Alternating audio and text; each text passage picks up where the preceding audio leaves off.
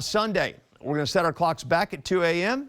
An extra hour for Chris Tavares to stay out on Monday, 72. I'm going to take advantage of that extra hour responsibly, Jim.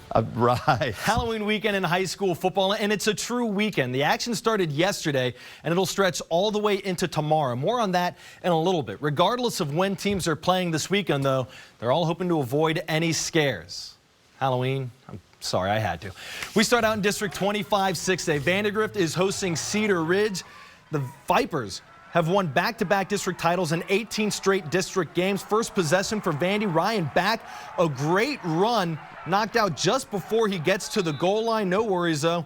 Ryan Shepard finishes the drive out of the Wildcat formation to go up 7-0. Next series, Shepard does it again. This time the traditional handoff. Short touchdown makes it a 14-0 Vandergrift lead. In the second, Vipers going through the air now. Back to Taylor Dumar. Hits him over the middle. Takes it down inside the 30-yard line before he's eventually knocked out of bounds. And a few plays later, Reese Beauchamp takes it in for a 16-yard touchdown. This was all Vipers as they win it 35-6. More on District 25 6A in a little bit. 26 6A now. Westlake hosting Hayes. The Shaps are coming off an unexpected off week last week because of COVID issues. That seems to be the only thing that can slow them down this season. They get on the board first, a 1-yard touchdown from Gray Nakfor. Hayes threatening to score on the next drive, but Jax Crockett picks off Durand Hill. 3 plays later, Cabe Klubnik takes it in from 6 yards out to make it a 14-0 lead, and Westlake is rolling. Second quarter now, Klubnik through the air this time, a 20-yard touchdown to Luke Nicholas, and then Zane Miners with a short touchdown run. Chaps win easily, 59-6, but their 3-game shutout streak does come to an end with that 6-point score. That was a touchdown to failed PAT. Still a dominant performance from the defense yet again. Austin High trying to bounce back from its first loss of the season last week to Lake Travis, taking on a San Marcos team that's hit a rough patch, 3 straight losses.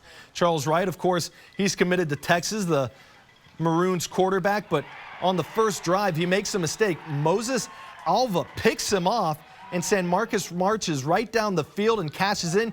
Cannon Webb with a fantastic 17-yard touchdown run, breaks 1 tackle, bounces off another before diving for the goal line, and a 7-0 lead. Ahai trying to answer, and Wright finds his guy this time. Up top to Nick Anderson, the 18-yard touchdown to tie things up at 7-all. Then the ground game. Esau Lopez gets to the goal line.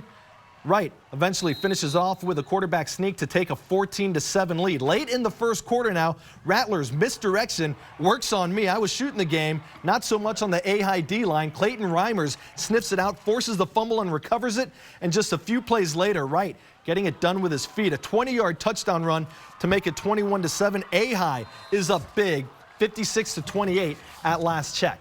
Only other game in 26 6A, Aikens and Bowie Bulldogs dominate that one 42-0. Lake Travis and Del Valle, they were scheduled to play, but that game got postponed because of coronavirus issues.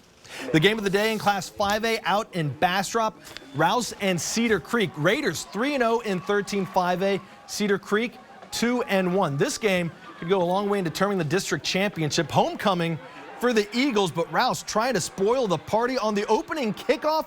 Shakir Muhammad takes it 75 yards for a touchdown to open the game, just weaving his way through the kickoff team to pay dirt. Then things go from bad to worse for Cedar Creek. Brock McLaughlin keeps it on the zone read. Joshua Hagan knocks the ball out, and Muhammad does it again. A scoop and score. This one about a 68-yard touchdown, and it's 14-0, and Rouse's offense hasn't even touched the ball. Eagles eventually get things going on O, though. McLaughlin hits Damian Perez on the post route, and he does the rest. 68-yard touchdown on the catch and run. These two teams just trading big play after big play. Eagles down 14-7 after that, but Vista Ridge finally gets his hands on the ball. And what else? Another big play. A bomb. Mason Shorb to Troy Oliver, and then E.J. Moore punches it in from there. Rouse is up 21-7, and then doing it again on defense. Cedar Creek inside the red zone. And Hagan strip sacks McLaughlin. Rashad Mackey recovers it, takes it to the house for another scoop and score. Raiders win a wild one, 55-31. In Class 4A, LBJ hosting Burnett, both of them 2-1 in district play. Jags only loss in district play came last week against Lampasas. Both teams trying to stay alive in the district race. LBJ's offense looking strong early on. Oscar Gordon swings it out to Latrell McCutcheon. He takes it about a grand total of 50 yards, cuts it across field, eventually taken down inside the red zone. Later on the drive, Daquan Donaldson takes the handoff, breaks a tackle, and he's gone. 21-yard touchdown puts LBJ on the board first. Then Gordon and McCutcheon connect again. This time, a 66-yard touchdown pass to take a 12-0 lead. McCutcheon, an OU commit as a DB, but he's a two-way threat. 3 if you include the dancing. But here comes the Bulldogs. Marcus Escamilla with a tough run to find the end zone, makes it 12-7, but LBJ holds on for an 18-10 win. Now back to 25-6A. That district schedule has been a jumbled mess because of COVID issues. 2 games on Saturday. Stony Point is hosting Hutto at the Palace at noon, and Westwood is at Vista Ridge at Gupton Stadium at 2 o'clock. That'll be Westwood's 3rd game in 11 days. Tigers, Stony Point, it's their 3rd in 12 days. Just a brutal stretch for both of those teams. Coming up after the break, we check in on the Longhorns on the road in Stillwater, taking on Oklahoma State. Longhorns are hoping to ride the momentum from last week's win over Baylor when they go north of the Red River to take on Oklahoma State. Sam Ehlinger's been the do-everything guy for UT. He's the Longhorns' leading rusher, but he's going up against a stingy Cowboys defense that is among the best in the country. On the other side of the ball, though, the Pokes haven't been as sharp as you'd expect. Running back Chuba Hubbard and receiver Tylan Wallace are touchdown threats anytime they touch the ball. Quarterback Spencer Sanders, he's still coming along. He only played his first full game of the year just last week, but he is a threat both through the air and on the ground. You put him back there with sleepless nights this week, for sure. Halloween weekend, of course, Mike A. Myers Stadium, a great setting. Michael Myers, Halloween movies. Now to Sydney like that.